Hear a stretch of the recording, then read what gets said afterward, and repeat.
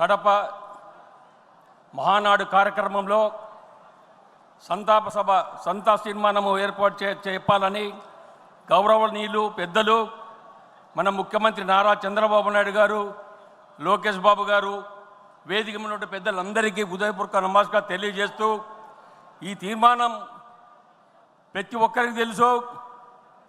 రాష్ట్రంలో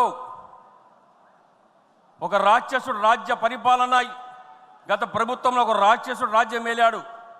పొరపాటున ఓటు వేసి తప్పు చేసినామని చెప్పేసి చంపలేయించుకునే పరిస్థితి వచ్చినప్పుడు, కానీ ప్రజలందరూ కూడా గమనించారు. ఇటువంటి దుర్మార్గునిగా మేము ఓటు వేసింది. రాష్ట్రం దివాలా తీయించి రాష్ట్రం ఉన్నటువంటి తెలుగుదేశం పార్టీ కార్యకర్తల మీద కేసులు పెట్టడం, ఏదైతే తెలుగుదేశం పార్టీ బలపరుస్తున్నారో, జిల్లాలో ఎక్కడెక్కడ తెలుగుదేశం పార్టీ లీడర్లు ఉన్నారో ఏరి ప్రతి ఒక్కరి మీద కేసులు పెట్టారు. కొన్ని జాగాలైతే మాచర్లు అక్కడైతే తెలుగుదేశం పార్టీ వాళ్ళ మీద రాళ్లతో కొట్టి మర్డర్లు చేసి చాలామంది హతమార్చడం కూడా జరిగింది. మానభంగాలు చేశారు.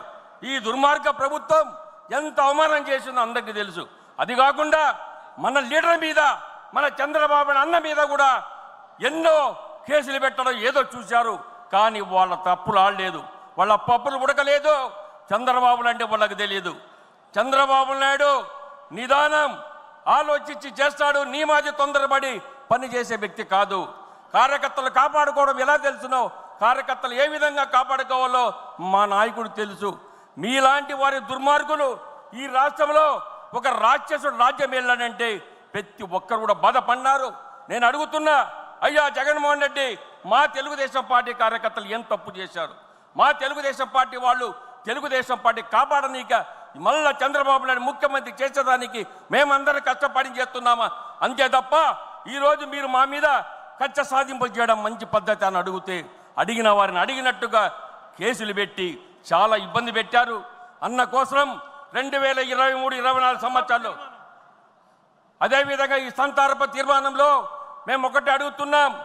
ఇంతమంది తెలుగుదేశం పార్టీ కార్యకర్తలను పొట్టబెట్టుకున్నటువంటి ఈ దుర్మార్గులందరికీ కూడా ఈరోజు ఈ సంతాప సభగా నేను అందరికీ ఒకటే విజ్ఞప్తి చేసేది, తెలుగుదేశం పార్టీ కార్యకర్తలు ఎంతోమంది చనిపోయిన సందర్భంగా వాళ్ళందరికీ ఎలా సంతాప సభ మనం తెలియజేయాలి. తప్పకుండా వాళ్ళకు నివాళులు అర్పించాలి. అదేవిధంగా రాష్ట్రంలో ఉన్నటువంటి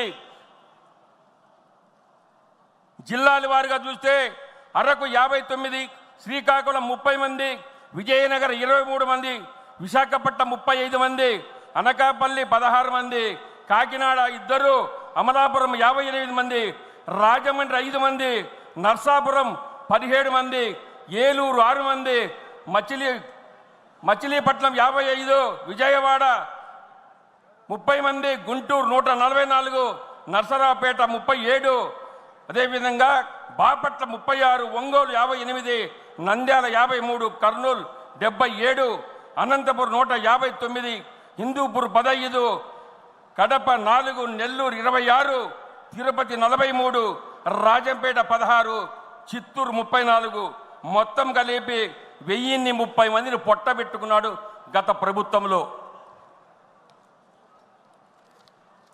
అదేవిధంగా జిల్లాల వారిగా ప్రముఖులు అనంతపురం జక్కిగుళ్ళ, అదేవిధంగా ముడుగుల రెడ్డి సత్యనారాయణ, నెల్లూరు మనోహర్ నాయుడు, పీరయ్య, అదేవిధంగా యలమంచలి భాస్కర్ రావు, రాయచోటి పాలకొండ రాయుడు, చంద్రగిరి నారా రామూర్తి నాయుడు, ఉరవకొండ వీరాంజనేయులు, అనంతపూర్ అర్బన్ జక్కిగుళ్ళ, గుర్జాల గుంటపల్లి నాగేశ్వరరావు, నసరాపేట ఆంజనేయులు చౌదరి, అదేవిధంగా Guntur east Kareemulla, Guntur east Narasimha Rao, Bhimidi Sankar Rao, Sarvepalli Ramesh, Mudugula K Demudu, Pedduru Simhachalam,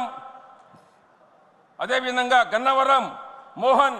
ఇది కాకుండా పక్కన ఉన్న రాష్ట్రంలో తెలంగాణ ఉన్నటువంటి సోదరు, సరే అట్టే అదేవిధంగా మీకందరికీ తెలుసు, పాకిస్తాన్లో ప్రేరేపిత ఉగ్రవాద దాడిలో ప్రాణాలు కోల్పోయిన భారత పౌరులకు మహానాడు సభ తీవ్ర సంతాపం తెలుపుతుంది.